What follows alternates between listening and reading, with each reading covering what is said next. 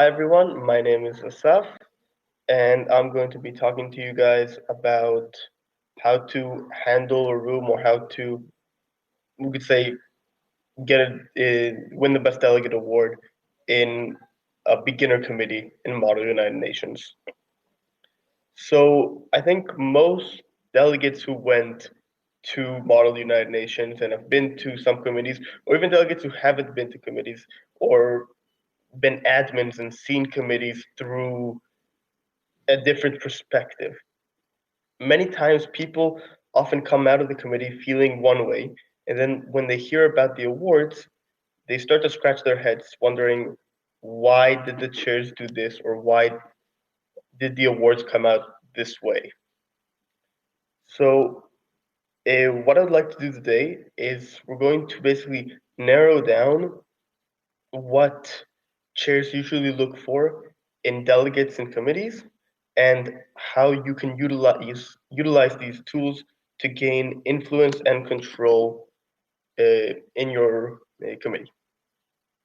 So the main thing that chairs look for in delegates is the amount of influence they have on the rest of the committee.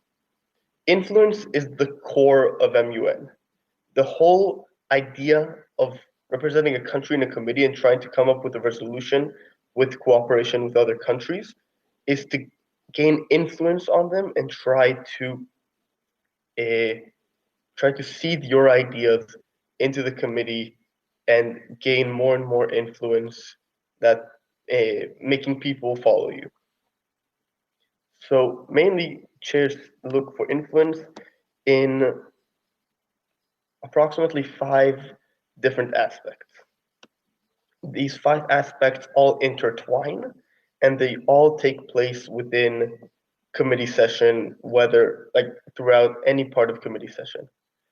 Now, I would like to, before we begin talking about these five types of influences, I would like to disclose that today we're mainly going to talk about conferences that deal with resolutions rather than pre-written clauses, because some of these influences come about with writing the resolution on the spot and cooperating with other delegates to create the resolution together rather than pre-writing the clauses at home. So the main part, the first uh, type of influence that chairs look for is rhetoric. It's the way that the delegate speaks, the way the delegate addresses the committee in a formal way.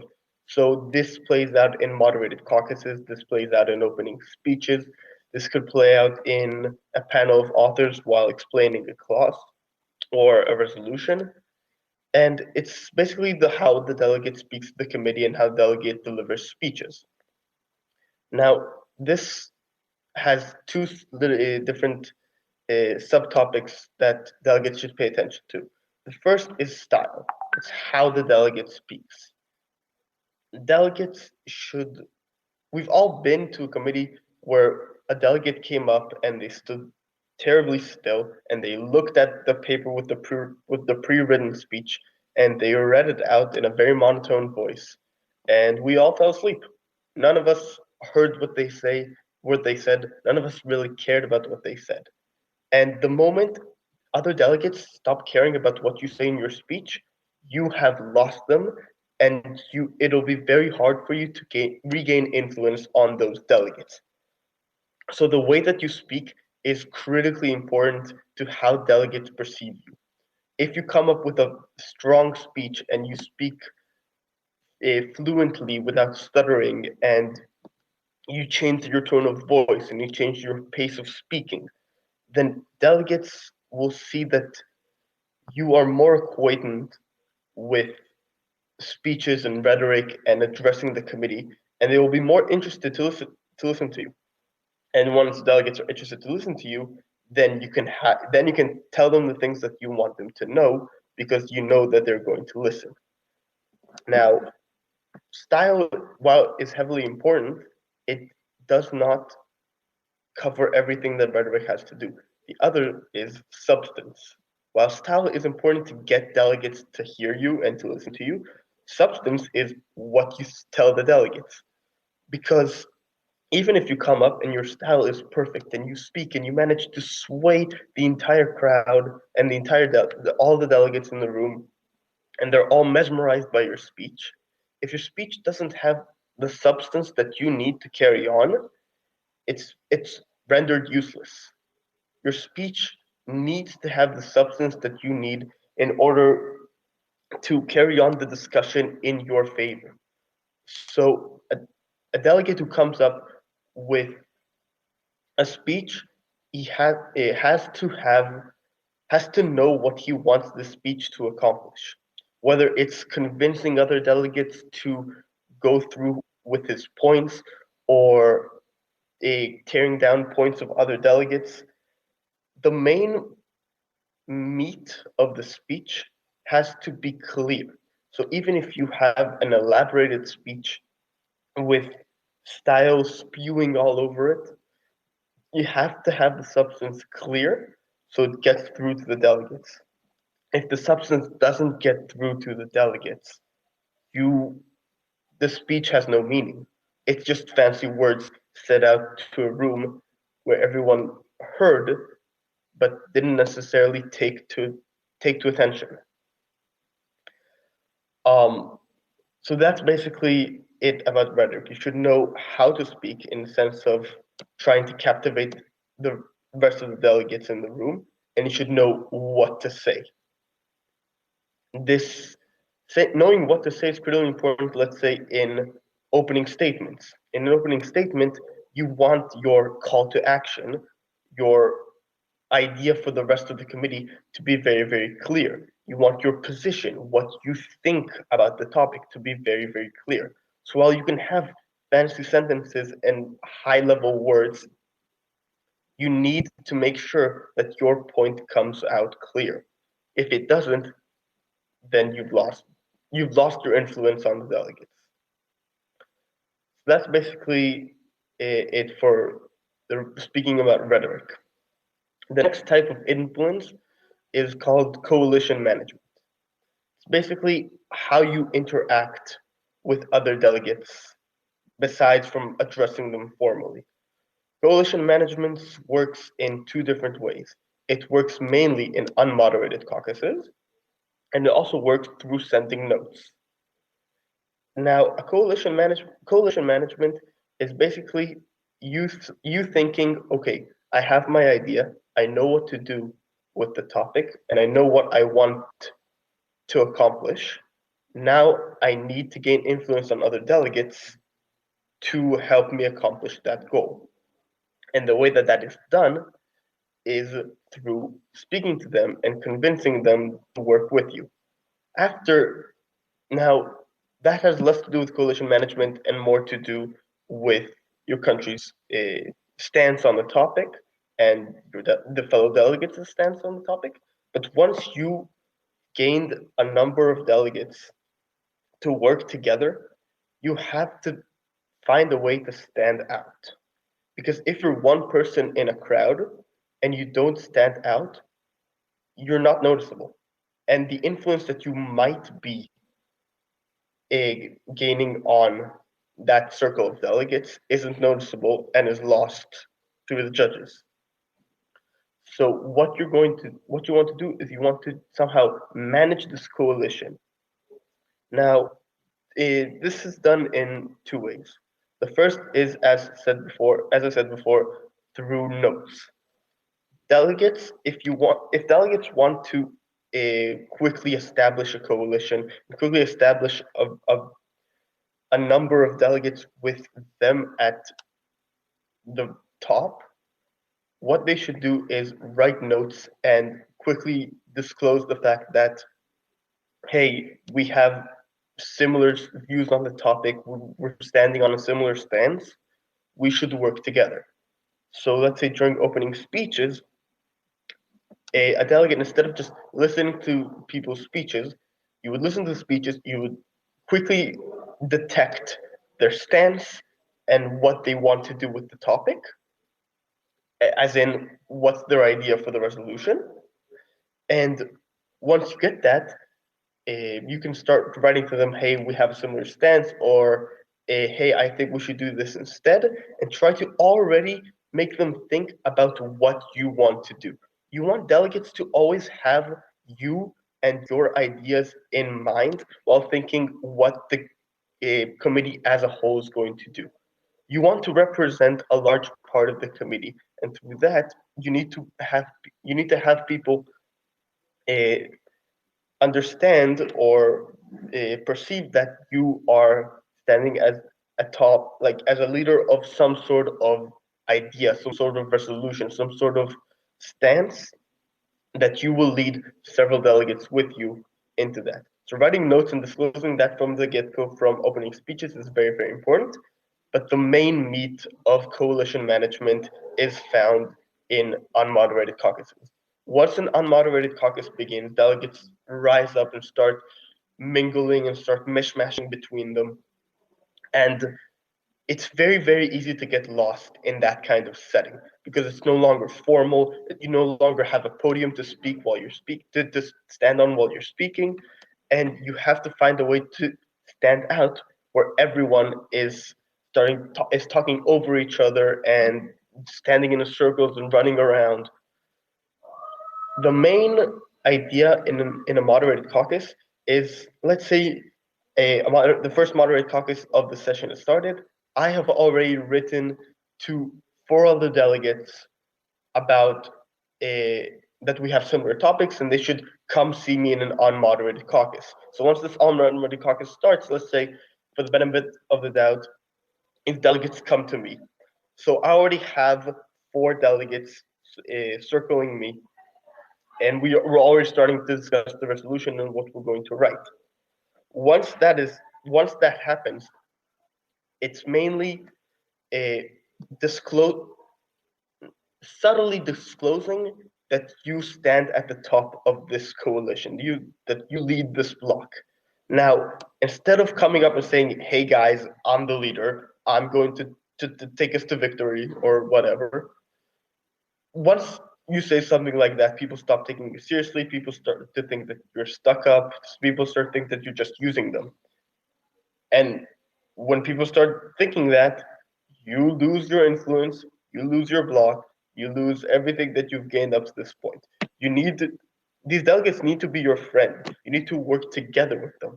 But the main the main strategy of how to make delegates uh, perceive that you're at the top of the block, and while we're all working together, you are the main person in this coalition, is to subtly change your language to to a sense that you are now in a position of leadership.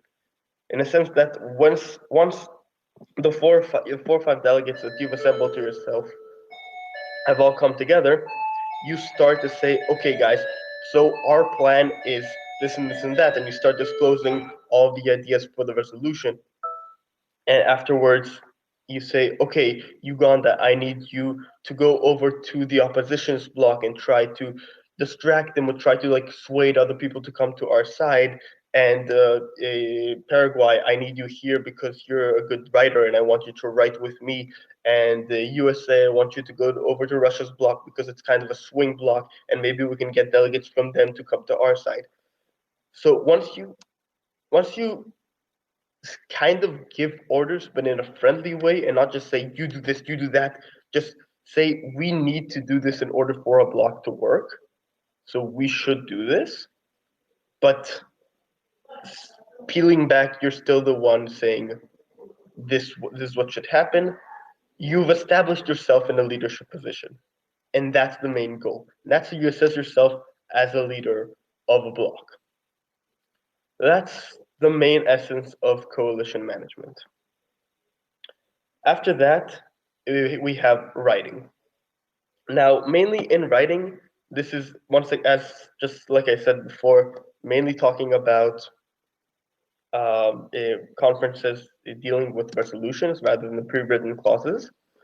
It's the main thing that separates delegates who've done all that I've said now and delegates who like the main thing that separates a good delegate from a great delegate is their writing. Writing is very, very important to know how to write, to know what to write, and to be perceived as writing. Now, all three have to accomplish to gain influence through writing. The first two are very, very important in a way that you're writing a resolution.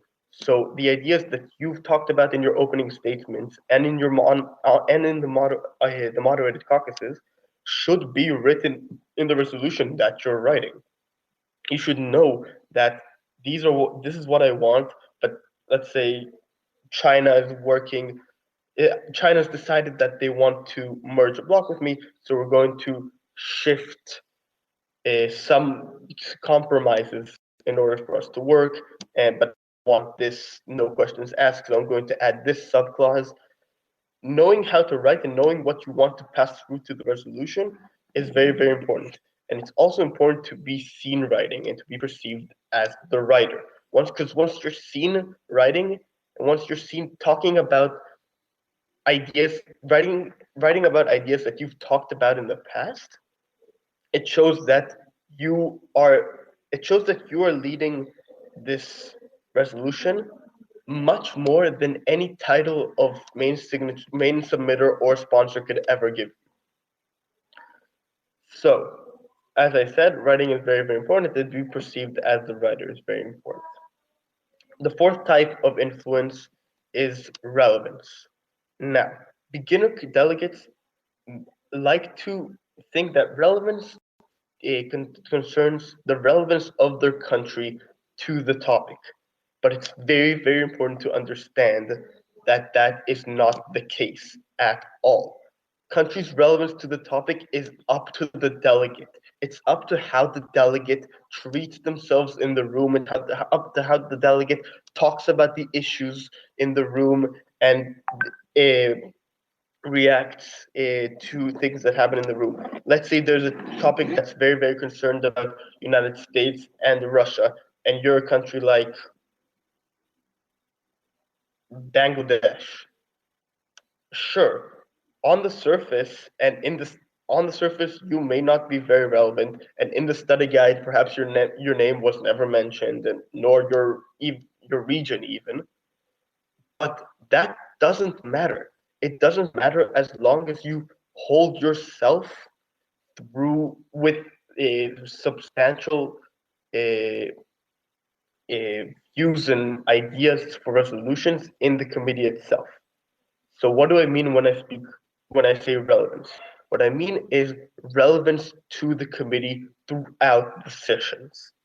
What that means is basically you want the name of your country to always be relevant to what is currently being talked about. So you want your ideas and the ideas that you pitch to be head center of what's being talked about in moderated caucuses and unmoderated caucuses. And if it isn't, then you can either sway yourself to speak about what's speaking right now and uh, try to become a significant part of the discussion on a different topic, or you can try to pull the committee back to the topic that you were speaking about so we can continue to speak about the topic that you proposed, meaning that you always stay relevant to the committee. You always stay like stating your name. People will always understand why you speak and what you represent. The final type of influence is in the final resolution that's submitted and passed. Once this is the weakest type of influence, but it's very, very much on the surface. Meaning that if you've exercised everything that I've said up to this point, a influence through resolution isn't something that you really need to worry about because you already have that with you. Influence through resolution means that the resolution contains topics that you propose. The resolution has your name in it as perhaps a sponsor or a signature. The resolution The resolution is like kind of like a, a paper showing what you've done in this committee and you want to be seen as done in the committee.